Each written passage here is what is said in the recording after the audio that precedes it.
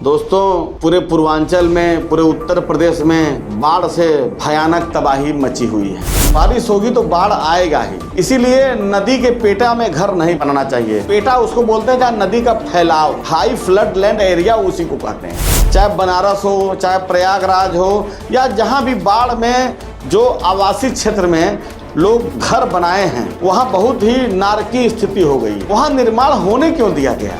नदी का पेटा जो होता है, चाहे बरूला नदी का हो, चाहे गंगा नदी को फैलाव का जगह माना जाता है, वहाँ पर उसको कोर क्षेत्र माना जाता है, वहाँ पर निर्माण की अनुमति नहीं दी जाती। 80 नदी को अतिक्रमण मुक्त कराया जाए। डीएम साहब बैठक लेते हैं, कमिश्नर साहब बैठ लेते हैं, नतीजा ढाक के 3 पात, कुछ नहीं होता। अगर विकास प्राधिकरण के लोग नदी किनारे निर्माणों पर रोक लगाने जाते हैं तो नेतागिरी होने लगती है। प्रयागराज में हजारों हजार करोड़ रुपए बर्बाद किए, तो बाढ़ से पहले प्रयागराज पर तैयारी क्या है? जो बाढ़ आया है उसका फैलाव क्षेत्र जब बढ़ता है तो उससे वाटर लेवल भी रिचार्ज होता है। भाई साहब, डूब क्षेत्र में जो मकान बनाए हैं वही सबसे अधिक बाढ़ पीड़ित हैं। इसके लिए सरकार के पास कोई योजना नहीं। तो कहीं न कहीं माँ गंगा का रौद्र रूप अपने नालायक कलयुगी बेटे से धोखा खाने पर तो नहीं है। माँ गंगा ने बुलाया है, मैं ऐसे नहीं आया हूँ, और गंगा सफाई के नाम पर 20,000 करोड़ रुपए स्वाहा हो गए।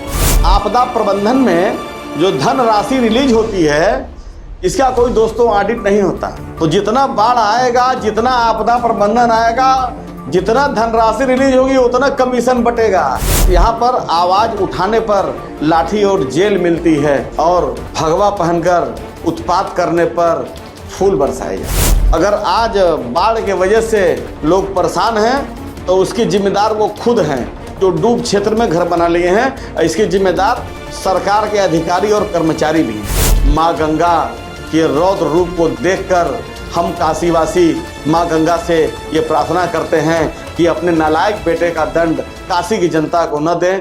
नमस्कार, आदाब, सत श्री अकाल। मैं अमित मौर्य, आप देख रहे हैं अचूक संघर्ष। दोस्तों, पूरे पूर्वांचल में, पूरे उत्तर प्रदेश में बाढ़ से भयानक तबाही मची हुई है। गंगा, यमुना, सरस्वती सब जो है अपने उफान पे हैं, और देखा जाए तो बड़ी गंभीर समस्या हो गई है जल प्लावन से। लेकिन इसका जिम्मेदार है कौन? बाढ़ तो आएगा ही, बारिश होगी तो बाढ़ आएगा ही, इसीलिए नदी के पेटा में घर नहीं बनाना चाहिए। जहाँ पेटा उसको बोलते हैं जहाँ नदी का फैलाव हो, हाई फ्लड लैंड एरिया, उसी को कहते हैं। चाहे बनारस हो, चाहे प्रयागराज हो, या जहाँ भी बाढ़ में जो आवासीय क्षेत्र में लोग घर बनाए हैं, वहाँ बहुत ही नारकीय स्थिति हो गई है। वहाँ निर्माण होने क्यों दिया गया? संबंधित जिम्मेदार प्राधिकरण में कोई बोलने वाला है नहीं। लोग एक तर्क देते हैं कि नदी किनारे जमीन सस्ती मिलती है तो लोग गरीब आदमी लेके घर बनवा दिए। लेकिन ये विभीषिका को देखिए, वो सोचते हैं कि 3 महीना किराए पर रह लेना है, लेकिन इससे प्राकृतिक संतुलन बिखर गया है। नदी का पेटा जो होता है, चाहे बरूला नदी का हो, चाहे गंगा नदी को फैलाव का जगह माना जाता है, वहाँ पर उसको कोर क्षेत्र माना जाता है, वहाँ पर निर्माण की अनुमति नहीं दी जाती। लेकिन आज गंगा किनारे हो, चाहे बरूला किनारे हो, और 80 नदी का हाल तो आप जान ही रहे हैं। 80 नदी पर केवल जिला प्रशासन भौकालबाजी करता है। हर साल लगातार साल में 10 बार खबरें छपती हैं, 80 नदी को अतिक्रमण मुक्त कराया जाएगा।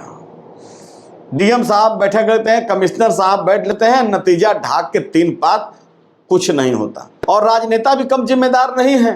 अगर विकास प्राधिकरण के लोग नदी किनारे निर्माणों पर रोक लगाने जाते हैं तो नेतागिरी होने लगती है।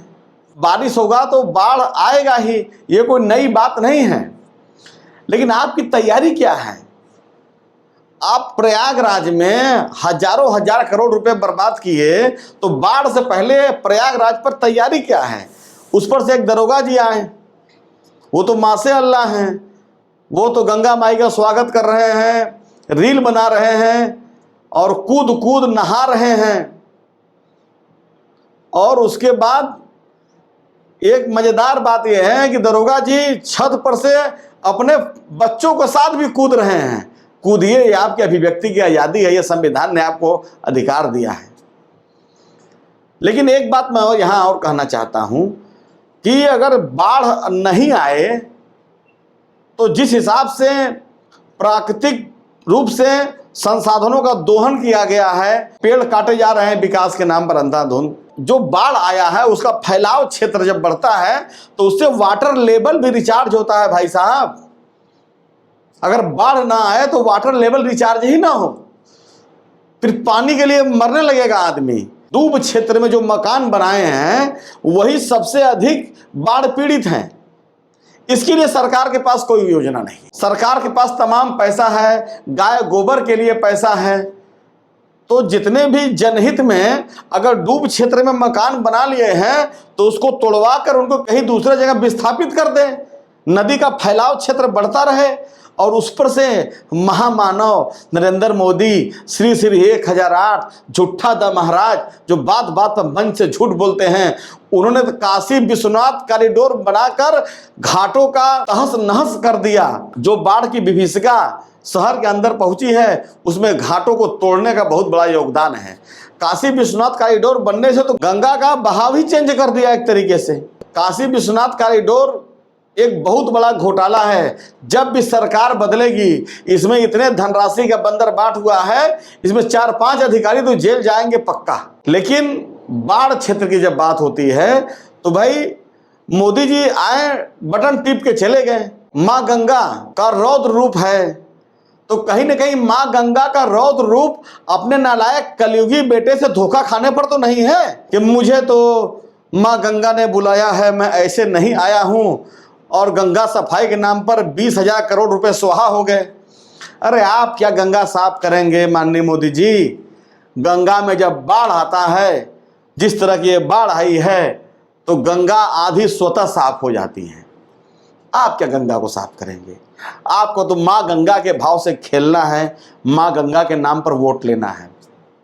एक बात मैं यहाँ और कहना चाहता हूँ, आपदा प्रबंधन में जो धनराशि रिलीज होती है इसका कोई दोस्तों ऑडिट नहीं होता। तो जितना बाढ़ आएगा, जितना आपदा प्रबंधन आएगा, जितना धनराशि रिलीज होगी उतना कमीशन बटेगा। जहां ऑडिट होती है वहां 35% कमीशन है, जहां ऑडिट नहीं होती है तो आप सोच लीजिए क्या हाल होगा। बहरहाल ये अमृतकाल चल रहा है, ये राम राज चल रहा है। यहाँ पर आवाज़ उठाने पर लाठी और जेल मिलती है और भगवा पहनकर उत्पात करने पर फूल बरसाए जाते। अभी भी समय है, प्रकृति को मत छेड़िए। गंगा का जो फैलाव क्षेत्र है वहाँ जितने निर्माण हैं सब ध्वस्त किए जाएं और उनको विस्थापित करने के लिए सरकार अपने फंड से पैसा दे। गलती न गलती हो गई, लेकिन नदी के पेटा में जो नदी का फैलाव क्षेत्र में है घर बनेगा तो बाढ़ से परेशानी होगी। ये परेशानी जनता ने खुद क्रिएट किए है। कौन कहाँ है कि नदी के फैलाव के क्षेत्र में घर बना लीजिए, चाहे गंगा हो, यमुना हो, सरस्वती हो, कोई नदी हो, आप डूब क्षेत्र में घर बना लिए हैं तो पानी बढ़ेगा तो कहाँ जाएगा। दूसरा पहलू ये है कि बाढ़ नहीं आएगा तो वाटर लेवल रिचार्ज नहीं होगा। इतना जो पानी स्थिर है, अगर लगातार 1 हफ्ता स्थिर रहेगा तो वाटर लेवल भाई साहब बहुत रिचार्ज हो जाएगा।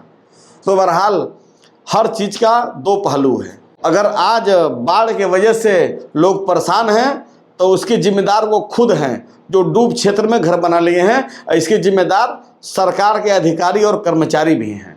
चूँकि बाढ़ पीड़ितों में एक बहुत अच्छी खासी आबादी है, जहाँ पर लोगों को खाने पीने की समस्या हो गई है और काशी में तमाम ऐसे लोग हैं जो दुख दर्द में हमेशा खड़े होते हैं, तो वो काम किया जा रहा है।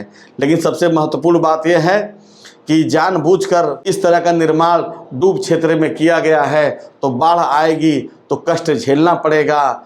फिलहाल माँ गंगा के रौद्र रूप को देखकर हम काशीवासी माँ गंगा से ये प्रार्थना करते हैं कि अपने नालायक बेटे का दंड काशी की जनता को न दें और अपने बढ़ते हुए सीमा को समेट लें। नमो बुद्धाय, जय संविधान।